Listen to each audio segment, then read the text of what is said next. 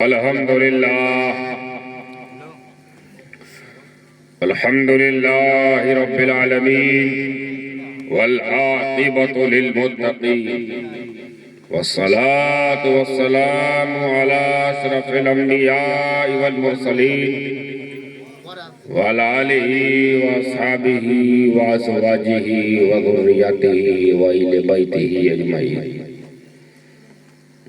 अम्मा बाद अऊज़ु बिल्लाहि मिनश शैतानिर रजीम बिस्मिल्लाहिर रहमानिर रहीम। या अय्युहल्लज़ीना आमनू इस्तईनू बिस्सब्रि वस्सलाह इन्नल्लाहा मअस-साबिरीन वला तक़ूलू लिमन युक़्तलु फ़ी सबीलिल्लाहि अमवात बल अहयाउन वलाकिन ला तशऊरून। वलनबलुवन्नकुम बिशैइन मिनल खौफ़ि वल जू'i व नक़्सिन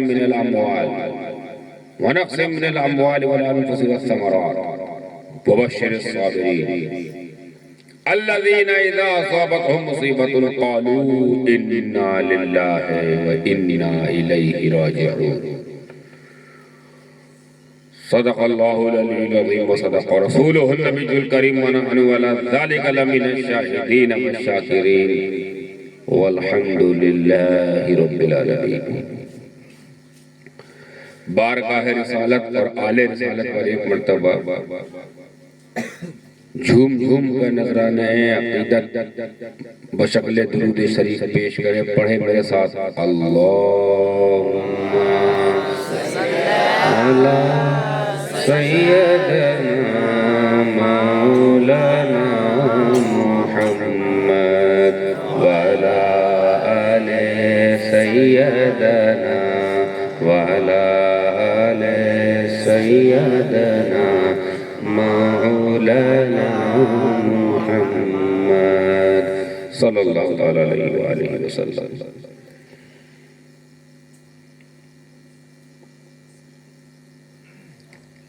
अल्लाह तबारक व तआला की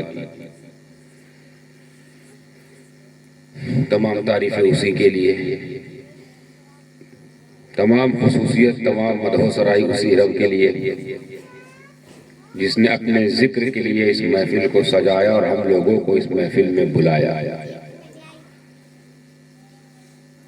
अल्लाह की तौफीक से हम महफिल जिक्र खुदा जिक्र मुस्तफ़ा में हम आए हैं। तो दरअसल अगर ये कहा जाए तो गलत नहीं होगा कि हम इस महफिल में आए नहीं हैं, भेजे गए। वो खुशनसीब लोग हैं, हमारी माँ बहनें भी, हमारे भाई बंधु भी, बुजुर्ग दोस्त नौजवान बच्चे, कि अल्लाह के करम ने इंतखाब कर लिया, आप लोगों का चुनाव कर लिया, सेलेक्ट कर लिया कि जाओ फला जगह पर फला मेरे बंदे ने महफिल रखी है, जाओ वहाँ पर जाओ और वहाँ की सादतें हासिल करो, बरकतें लूटो, नेमतों से अपनी झोलियों को भर लो।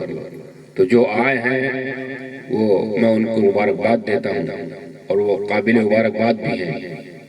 अल्लाह इन आने वालों के तुफैल में जो नहीं आए हैं उनको भी उसका हिस्सा अता फरमाए। ज्यादा लंबी चौड़ी गुफ्तगू करने का ना ये मौका है, ना दस्तूर है, ना जोश खिताबत का ये वक्त है। लंबी चौड़ी बात ना करके अहम बातों को मैं आपके सामने रख कर जितनी आयतें पढ़ी हैं उसका तर्जुमा और तर्जुमानी करके मैं भी अपनी जगह ले लूंगा और आप लोग भी अपनी जगह ले लेंगे, इस उम्मीद से कि जो कुछ भी कहा जाएगा उस पर आप भी अमल करें और हम भी अमल करें। बड़े ठंडे अंदाज में मगर गरम गरम बातें पेश करके आप लोगों से मैं याद चाहूंगा। अल्लाह फरमाता है कुरान पाक में, ऐ ईमान वालों मदद तलाश करो नमाज से और सब्र से,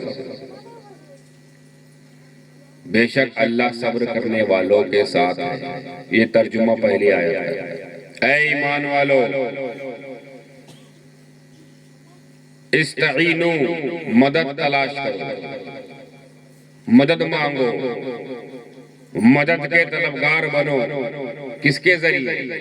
बिस्सब्र, सब्र के जरिए मदद तलाश करो, मदद चाहो, मदद मांगो। वस्सला, और नमाज के जरिए।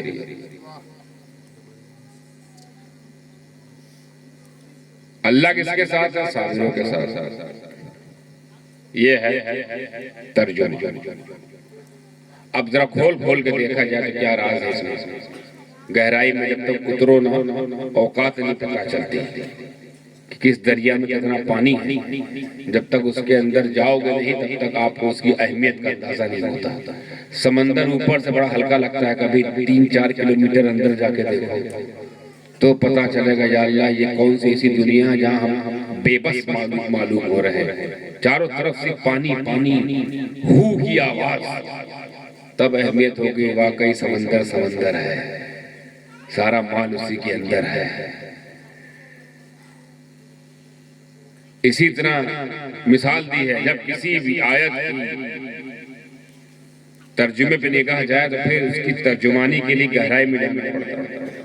मोटी मोटी बात तो ही समझ में आई ना ईमान वालों, जब मुसीबत आ जाए, परेशानी हो, मदद की जरूरत हो तो नमाज पढ़ने लगो और मदद का, और नमाज में दुआ मांगो, और उस दुआ के नतीजे में जो वेटिंग है उसी वेटिंग को सब्र कहते हैं। सब्र कर लो भाई, दुआ मांगते तुरंत थोड़ी होती है। आज दुआ मांगे, फल 2-3 दिन बाद, 2-3 हफ्ते बाद, 2-3 साल बाद मिलता है, कभी कभी 2-3 10-20 साल बाद मिलता है। तो उतने साल करना क्या है? उतने वक्त क्या करना है? उतने वक्त खामोश इंतजार करना है। उसी इंतजार का नाम सब्र है। दुआ तो मांग ली, नमाज पढ़ ली, मुसल्ला बिछाया, नमाज पढ़ी, अल्लाह के हुजूर दुआ के लिए हाथ उठाया, जिसको जो समझ में आया उसने मांगा, और फिर मांग के तुरंत मिल जाता है क्या? अब आज मांगा तो कम से कम 1-8-2 दिन तो होने दो, 1-2 महीना तो गुजरने दो। तो वो किस हाल में गुजरे?